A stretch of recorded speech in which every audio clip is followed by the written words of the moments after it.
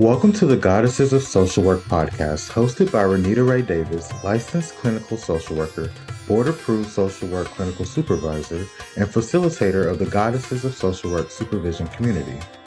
Join us as we travel through the social work journeys told by the Goddesses of Social Work community members, past and present, as they make their way toward clinical licensure. Welcome back to the Goddesses of Social Work podcast in our Remember Me series, where we highlight the voices and programs making a difference for older adults, caregivers, and families here in Alabama. I am your host, Renita Ray Davis, and today I'm delighted to be joined by DeLane Poague, Dementia Friendly Alabama Project Coordinator with the Central Alabama Aging Consortium. DeLane grew up in a small community of Fleahop, Alabama, and graduated summa cum laude from Auburn University, War Eagle, with a degree in social work. Her path of service has taken her through many avenues: foster care, supporting underprivileged youth, Meals on Wheels, residents in long-term care, and most recently, people living with dementia. She began working at the Central Alabama Aging Consortium in 2016 as a long-term care ombudsman, and in 2021 transitioned into her current role leading the Dementia Friendly Alabama initiative. This effort builds dementia-friendly communities across the state so that people living with dementia, their caregivers, and their care partners can truly live and thrive. Outside of her professional work, you can find DeLane on the family farm in Fleahop, where she lives near her parents and brother. I can't wait for you to hear her story and the heart behind this important work. Welcome to the show, DeLane. Thanks so much for having me. I'm glad to be here. Yay. I want to start getting those little yay banners because I'm like, yay. And a big war eagle too. So Exactly. Yeah, the big war eagle. Yes, yes, yes. I was in Auburn this weekend. It's still so beautiful. I went to Auburn. I got my BSW from Auburn, and so I don't think I told you that. that's So awesome. Yes. yeah, yeah. So I love Even that better.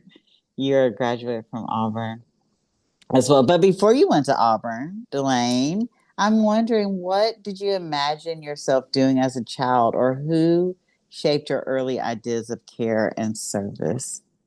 I think I wanted to be so many things. Like growing up Mm, on a farm, definitely wanted to be a veterinarian because I was going to take care of dad's animals, like the cows and the horses and everything. And I also, mom put me in dance from an early age, like age 3, I started taking dance. So I was going to be a dance teacher too. And then I went on and decided to do pre-med for a while when I finally got to Auburn. And so I just wanted to do so many things. But I knew one thing is I did not want to be a teacher because my mom was a teacher and my brother was a teacher.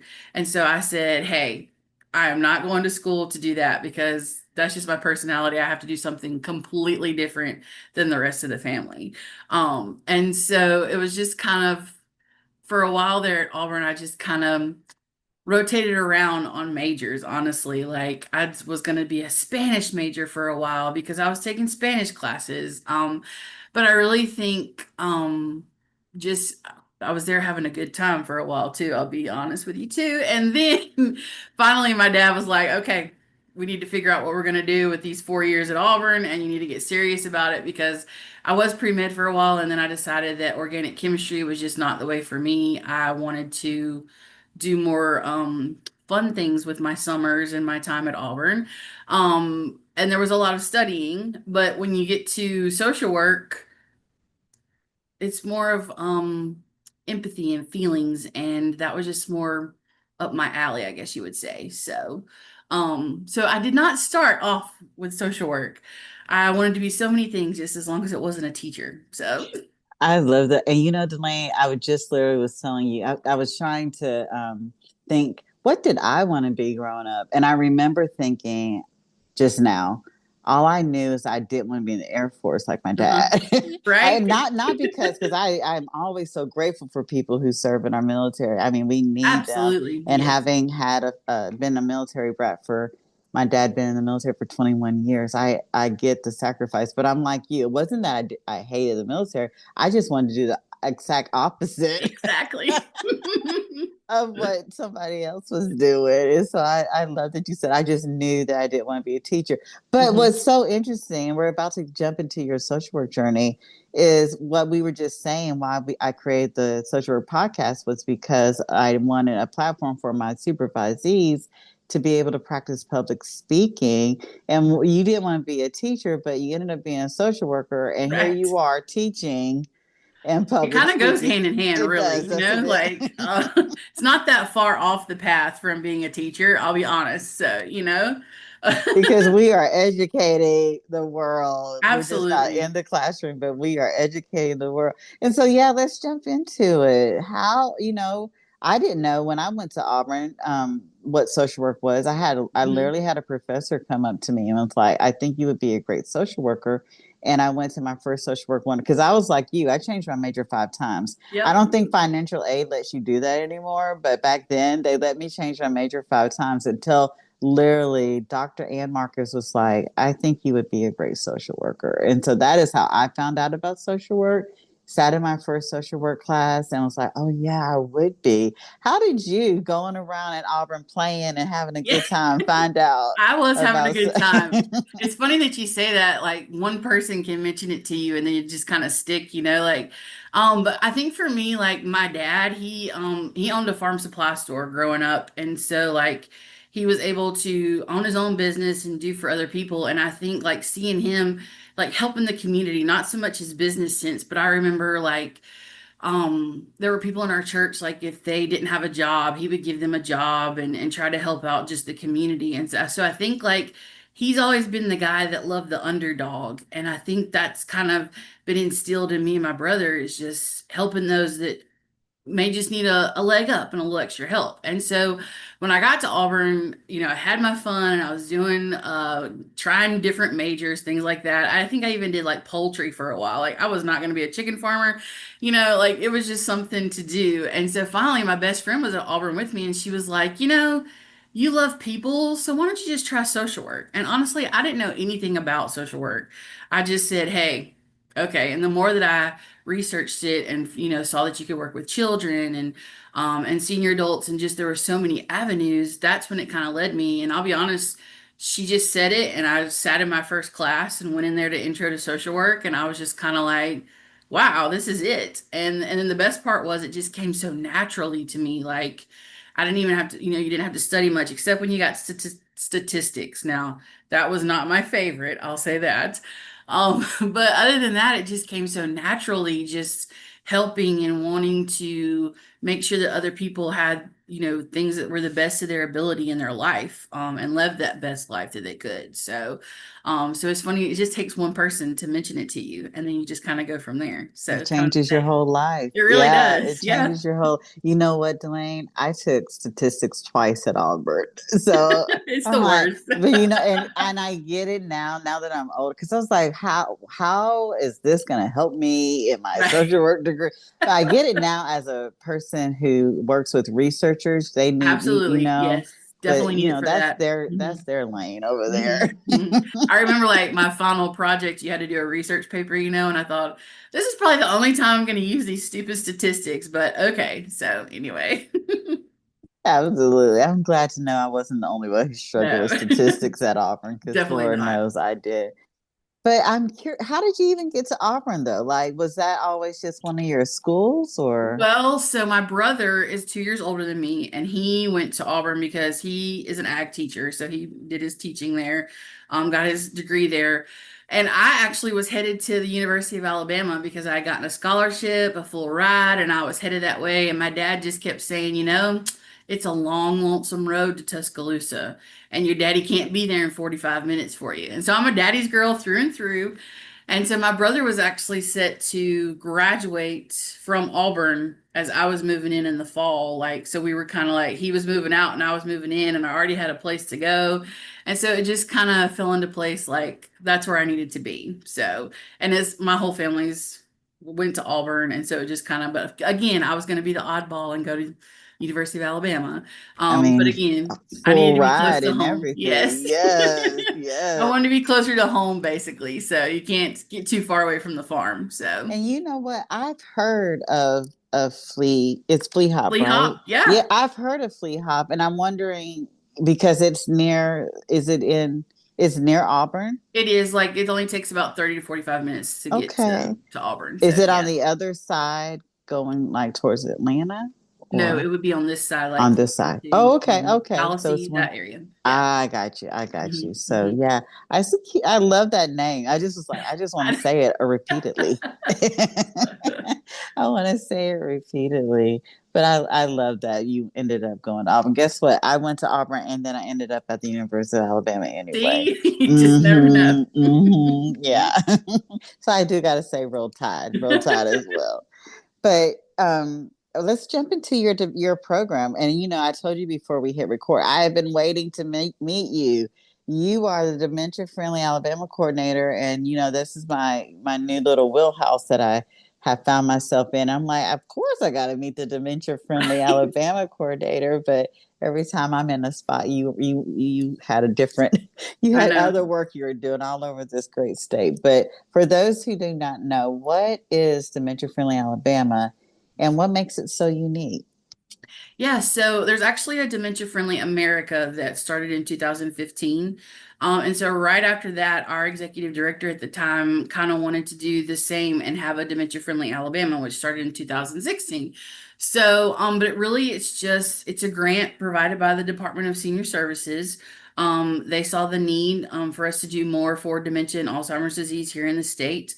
We started with just a teensy little bit of money, but it's grown each year just a little bit. I'm not saying we have tons of money, but we have a lot to start with and a lot that we can do. I feel like we do a lot with a little bit of money.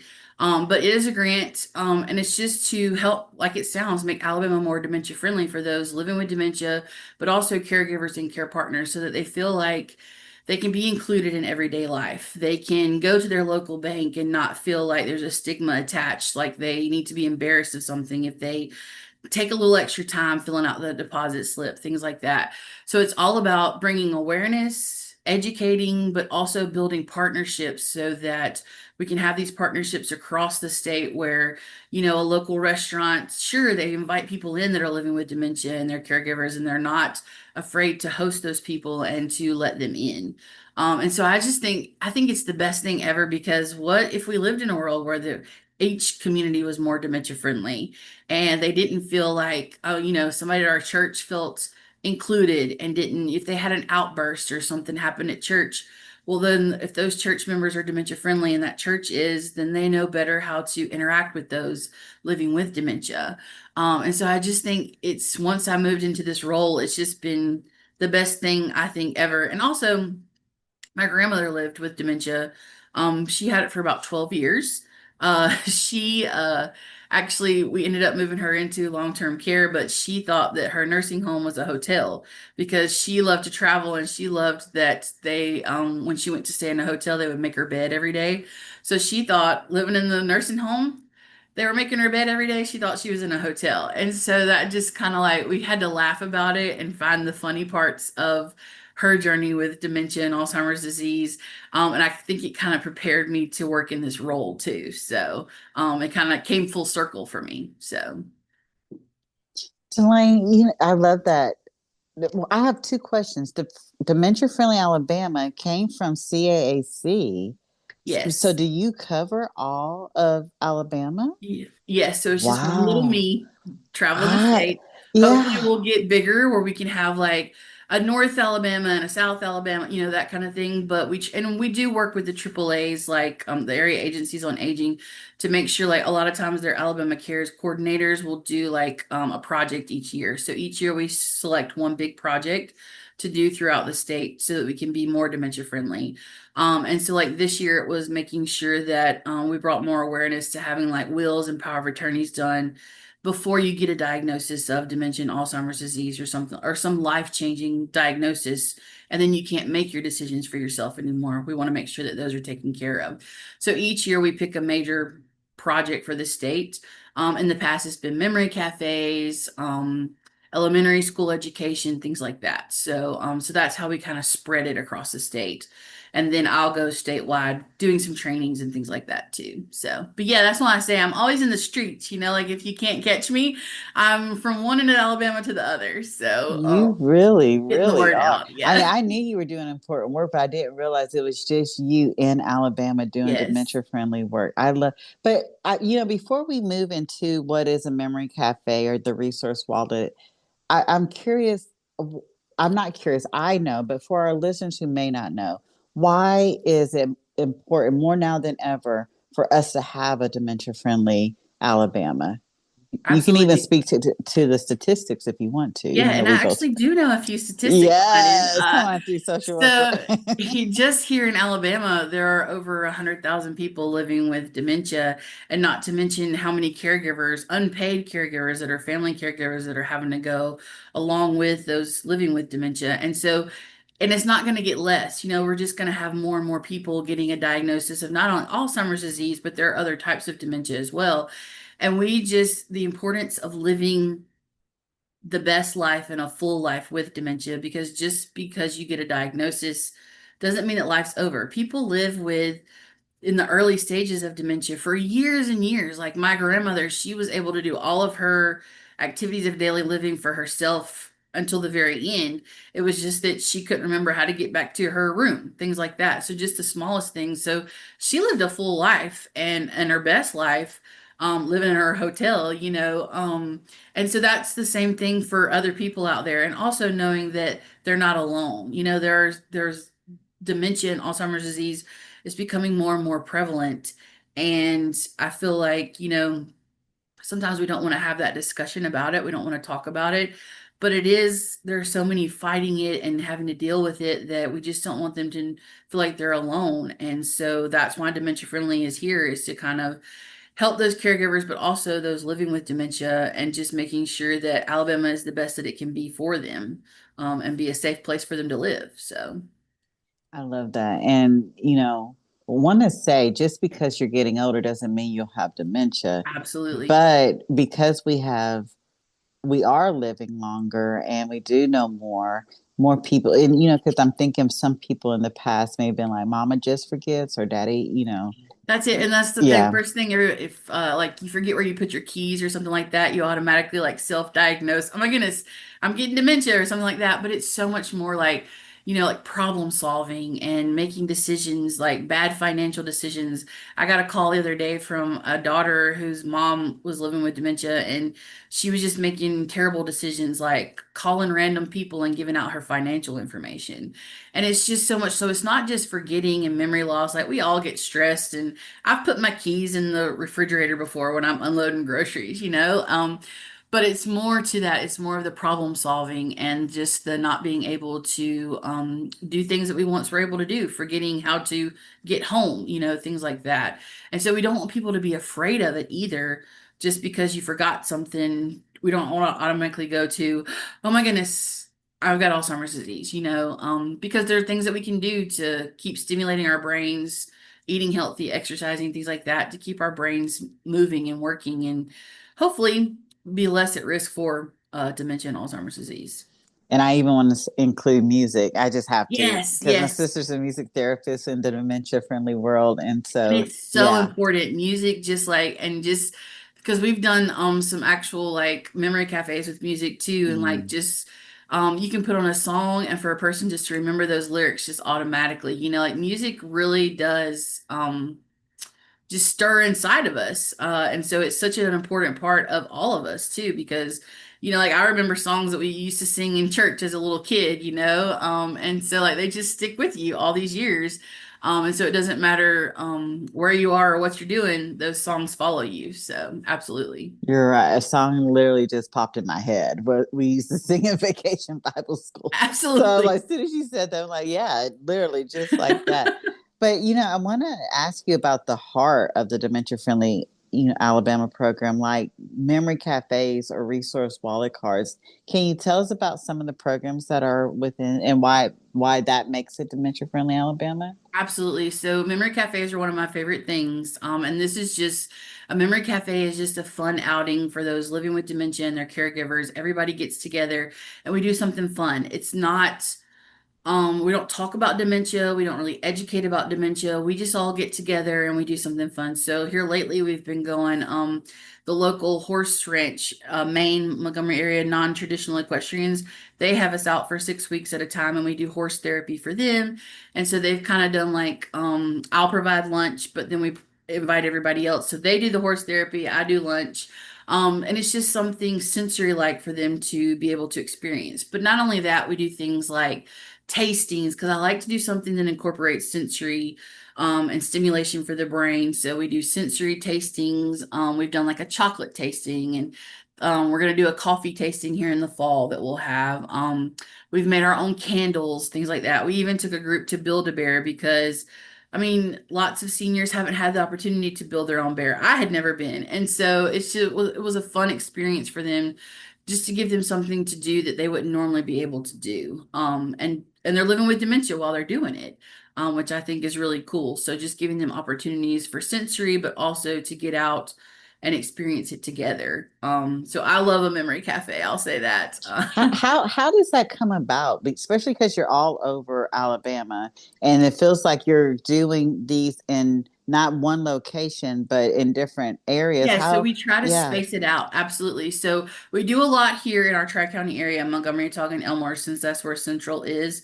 But also like we have really great relationships with all the AAAs. So like I've got one in Huntsville scheduled for November. So we try to like space them throughout the state so that everybody has an opportunity to come to those. And so when I'm traveling and speaking places, I'm always like keeping an eye out. Ooh, that would be a great place for us to stop. Because I was in Tuscaloosa recently and they had like a chocolate candy factory, and I was like, can we come have a memory cafe here? And they were like, sure. Like all you have to do is ask and just and because people want to include others, I feel like too. And so yeah, we try to space it out throughout the state. But we do have a lot more here because it's a little more convenient here in Montgomery too. So So what I hear you with the Memory Cafe is, even we'll just take a place right down the road here in Montgomery where they do the sip and paint, or yeah. Hmm. you would go to that location, say, Hmm. I'm with Dementia Friendly Alabama, would love to invite some folks who've been diagnosed with dementia to come and have an evening with you. And that one educates the space about working with folks who have dementia, but also allows the person and their caregiver to have an outing to do something fun they may never have done Absolutely. before. And we're building partnerships still I with these love memory cafes. that. So absolutely. Yeah. That is awesome. And so it's not necessarily just at the agency where y'all are doing something, Oh no, but I and try to these, get out and give yeah. like different restaurants, different spaces where they can experience. We went to the Montgomery Museum of Fine Arts, things like that, just so different places that we can go. I think is really good for, even if it's just a local coffee shop or something, just a place that you might not normally would be able to go or you don't think of going. But it's a safe space with all your friends living with dementia, and I've made sure that it's safe and that everybody kind of knows what's going on, not to be surprised if we had somebody that had an outburst or something happen, that kind of thing. So it's just a safe space. And how much fun is that for you, DeLane? See, that's why I say it's like a party all the time for me. So that's My why I love a goodness. memory cafe. I So love that as a social worker. You're just going to all the fun places across the state and bringing some amazing people. And that's my next one. How do people find out? And do you have a newsletter where you're telling them the yes, next one? so we Okay. definitely do. We have we have a constant contact email list where we're constantly sending out. And so that's really easy to get signed up for. You can go on, we actually have a dementia friendly website. And you can go on there and get signed up for that. But we also, if you follow our Facebook and Instagram, I try to make sure that it's up to date too. And so everybody kind of knows what's going on. And everything is free, so we don't charge anything. And I think that's a big thing too, is we don't want, money to be an issue. So we make sure under the grant that everything's paid for and taken care of when it comes to memory cafes and trainings and everything too. So And this is my social work policy hat putting on. If this is the only one in Alabama, Alabama. What grant even decided to take a chance and fund this? And this was almost 10 years ago now.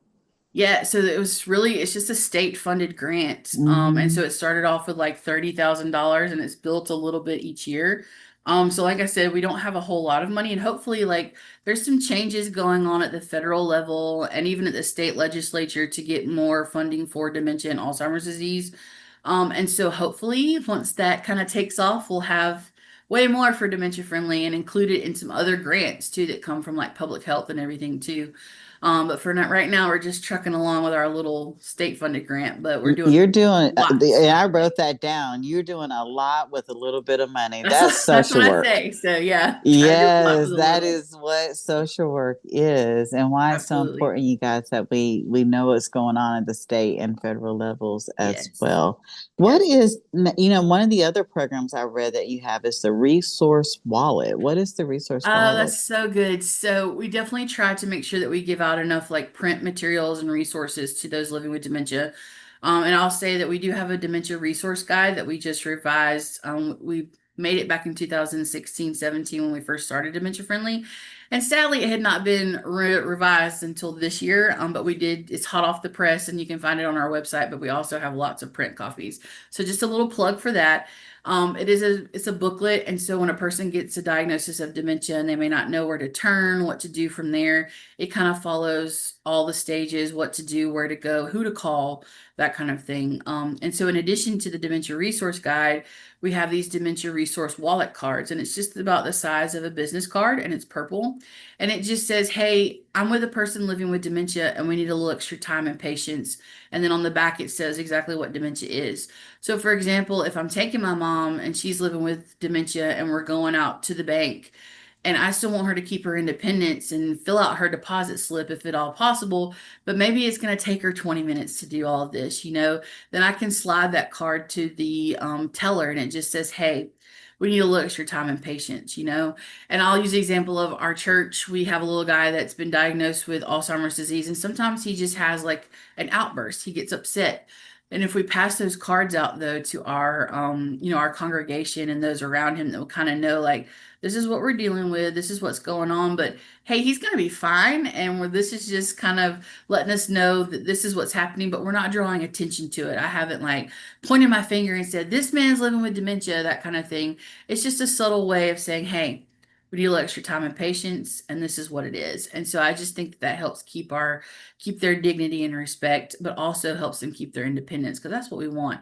In a dementia friendly world, they're still independent, and they're still living and thriving, but maybe with some extra resources and help. So that's what that is. I am loving all of this. I am. And I the word that I heard while you were talking, especially about your person in your church, is compassion. Hmm. That resource card just feels like compassion. Just let's giving them a little bit extra time That's and all being they need. aware. Yeah, Yeah, exactly. Because yeah. I don't, working with those living with dementia, we can't be in a rush. We're just gonna Mm, have to be on their timetable and have that patience and compassion for them because, like I tell people, is we have to adjust to their world. They're not able to adjust to ours, and so having that extra compassion and just waiting and just having those resources that can make life a little easier for them. That's what we want to do. So. absolutely. And also the things you were saying just felt like they were in alignment with our social work values that the Mhm. NASW tells us Absolutely. to. And so to be able to work in a space that's in alignment with your values must feel really good. It is like it really does kind of all line up. Like this is truly like a social work position, like I know I get to have fun and party and things like that too, but to see like the looks on faces when we're at a memory cafe, or even I've had like people that haven't even smiled in years until they get together with their groups at memory cafes and things like that. That's what it's all about is helping people and being person centered and seeing that there's still a person even if they are diagnosed with Alzheimer's or a form of dementia.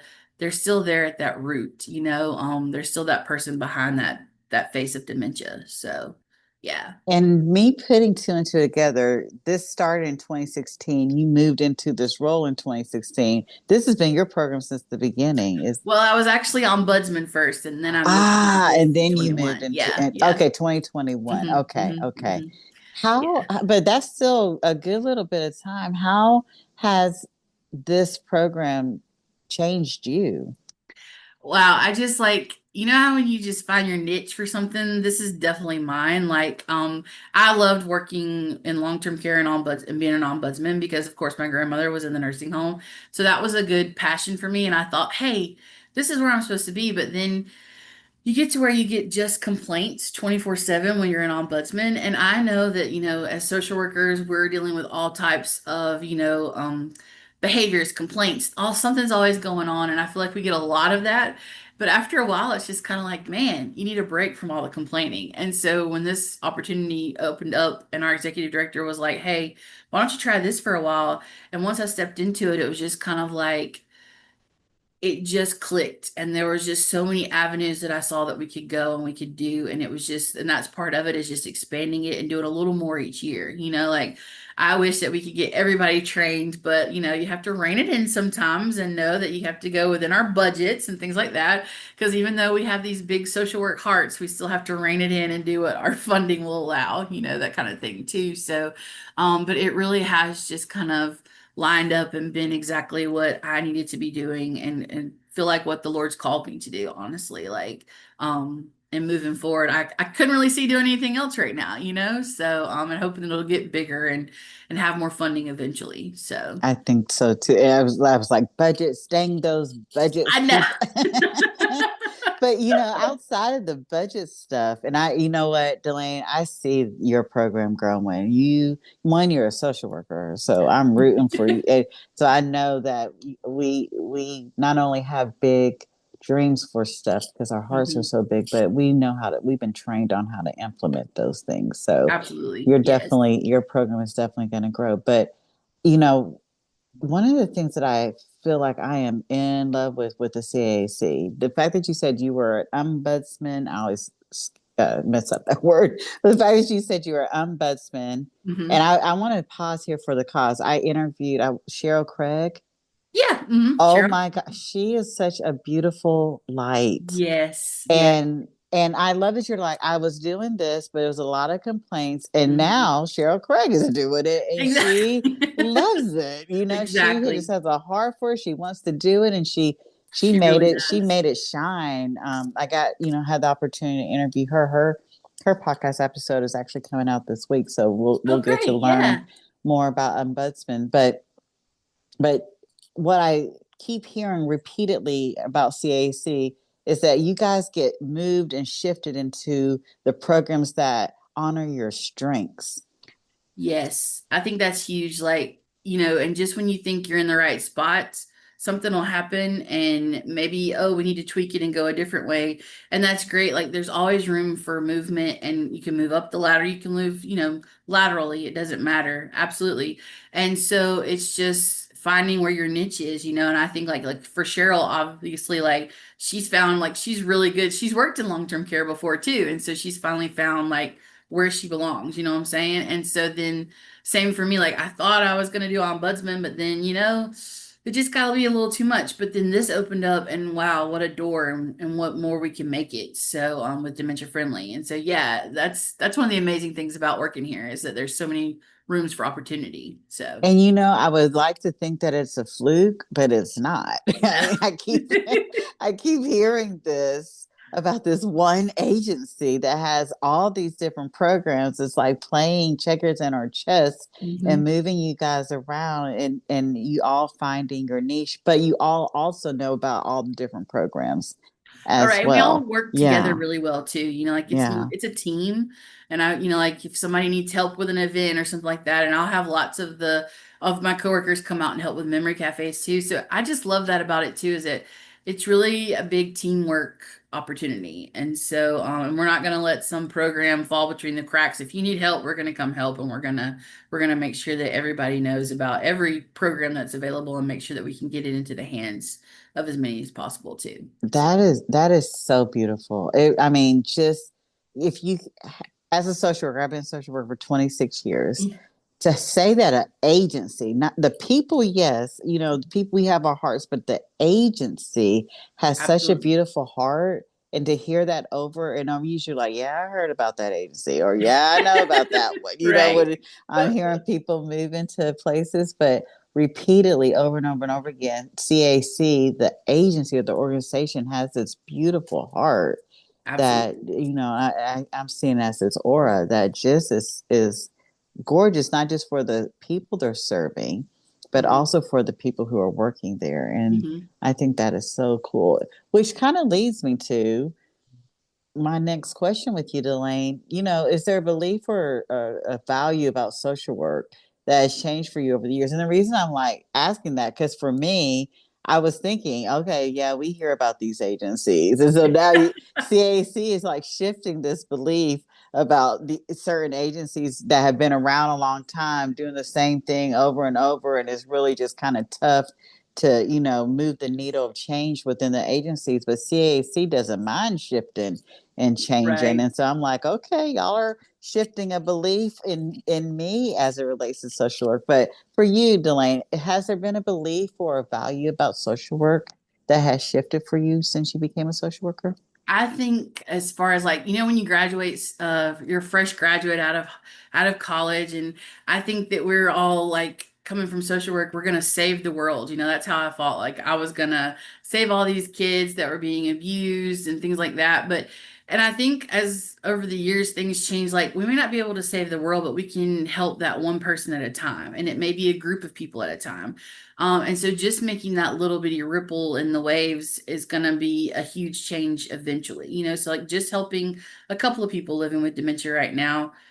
Once we get it statewide and we get it across the state and we build even more, that's where we're going to really see the change.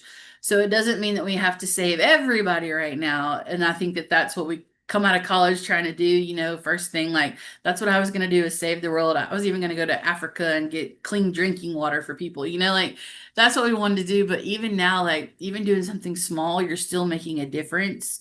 And so we don't ever want to think that we're not, even something as small as a memory cafe, or just putting a hand on somebody that's living with dementia, reassuring a caregiver can be such a big effect on down the road, just knowing that you've got somebody with you. And so I think like just doing small things one at a time can make a lasting impact. So There's a whole quote on that. yeah. I wish I could remember it. I'm not gonna embarrass myself. It's something about like make a small difference changes the world or something. Yeah. Yeah. That's exactly it. Oh, Right. is that the quote? Okay. Yeah.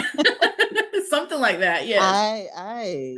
I love that. And I'm transitioning us into the look ahead to the Remember Me Hmm. film screening and community gathering event we're doing on November 1st at CAAC. I'm Yes. thinking about your resource wallet cards. I'm thinking about the caregivers. When you just was saying memory cafes may be something small, but as you were saying that, I was thinking about the caregivers who might need a break or a respite or a Absolutely. smile, or remembering this is who their loved one was when they before the dementia diagnosis, Mhm. because we put it on music and we're singing and we're dancing, and I'm seeing other people that I'm not alone in this thing, that I can do this work of caregiving for my loved one, allowing them to have a quality of life, and seeing that others are trying to do the same thing.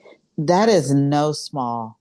That is Yeah. no small feat. That is not a small thing. And so here we are having the Remember Me film Hmm. screening and community gathering. We're wanting people to see somebody else's story, be surrounded by other people who are dealing with the same issues, but also get provided these beautiful, amazing resources you're Absolutely. talking about. November 1st at CAC here Yes. in Montgomery from 9 to 2.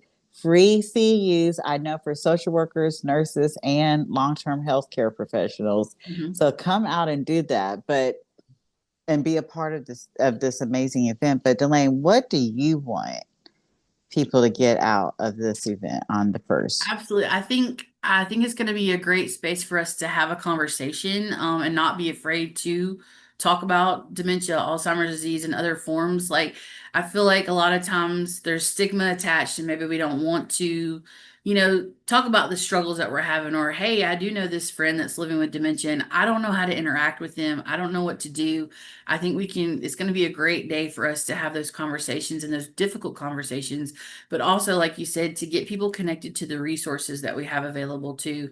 We don't ever want people to think that there's nowhere to turn. They don't know where to go, because they can turn right here to Central Alabama Aging, and we'll try to, if we don't have it, we'll try to get them to that resource that they need. And so just so that people feel like they're seen, they're heard, and that we have these resources available, it's going to be a great day of conversation and also resources and putting it together and coming together, I feel like, as a community where we can talk about the hard stuff. So it's going to be a good day. We can talk about the hard stuff, but let you know that you're supported. Exactly. Yes, let you Mhm. know that you're supported. I'm super excited about this. We have talked about, I want to mention this to outside the Remember Me, just CAAC in itself. I know I keep bragging on the agency, but I've just been so super impressed. But I think I've interviewed maybe 8 to 10 of the coordinators so far, Mhm.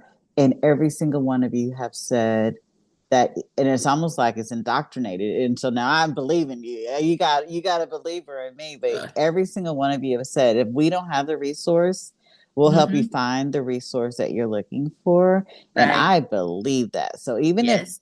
in all the interviews that we've done, if you haven't heard the thing, which I'm like, I don't know how you haven't heard it yet, but if you haven't heard the thing that you need for your person, the person you're caring with, whether it's a person with dementia or just some type of resource, because again, the aging, I've learned with Central Alabama Aging Consortium, it's not just dementia or the elderly, it's Right. anybody who is aging.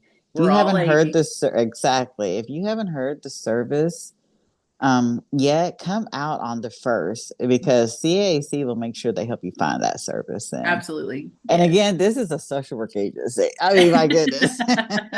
It is a social work agency, and I am loving it. DeLane, this has been such an amazing interview. You have been such a joy. I told you I've been waiting to meet you. You're a superstar in my head, and I finally got to meet you. So I'm super excited that we had this time together. But I have one last question, and I'll Okay. bring you back to Fleahop, Alabama. I'm gonna go find Fleahop because I want to see it. But you have mentioned spending your free time helping on the family farm in Fleahop. Hmm. If you were to compare building a dementia-friendly community to something you have learned from working the land, what would it be?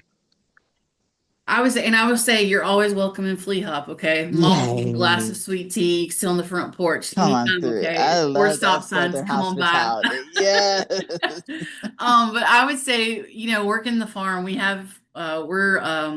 we're beef cattle farmers, but always, and we do hay and things like that, but working the land, Dad's always taught us to be good stewards of what we have. And so I think that that's kind of goes hand in hand with dementia friendly, like we're going to use and we're going to do to the best of the abilities of what we have. And so just going forward with that, like making the most of it, but helping others, like that's the big thing too. So just being good stewards, not of land so much now where we are when I'm at home, but being good stewards of like what the state has given us, and hopefully building upon that to just help a few, but hopefully make it even more later down the road. And so that's really, you learn to appreciate what you have, definitely living on the farm. And so that's why I definitely appreciate what, even though little funding, what we do have, what we're able to do, and who we can help, because that's the main thing, is helping others. And so, and I'll say, working on the farm, you have to be really in tune with your neighbors too, because we all come out, we all help each other, especially when big things happen, like with crops and things like that. And so it's kind of the same with dementia friendly, like we're all gonna be there to help each other and help others, and just making sure that we get the love and the respect and the compassion that those living with dementia need, getting it into the hands and the hearts of those that need it most. So, That is such a beautiful answer. I I came up with that question today, and the fact that she had such a beautiful answer oh, did thanks. not disappoint. I love it, Delane. Delane, thank you so much for sharing your story and your work with us today. Your journey from Fleahop to Auburn to now leading Dementia Friendly Alabama. It reminds us that community transformation starts with care, creativity, and committed people. And for our listeners, if you'd like to learn more about Dementia Friendly Alabama or connect with the Central Alabama Aging Consortium, I'll make sure that we have the links to all their social media pages, their website, all of that good stuff in DeLane's show notes. And I'll also make sure that I have the link to register to the Remember Me film screening and community gathering event we're having on November 1st. We would love to see you all out there and to get to meet DeLane in person and get you a resource card so that you can have compassion and show compassion for those folks living in Alabama with dementia. But as always, thank you for joining us. As we honor the lives and legacies of those living with dementia and their families and the professionals working alongside them. This has been the Guys of Social Work podcast. I'm your host, Renita Ray Davis, and we'll see you next time.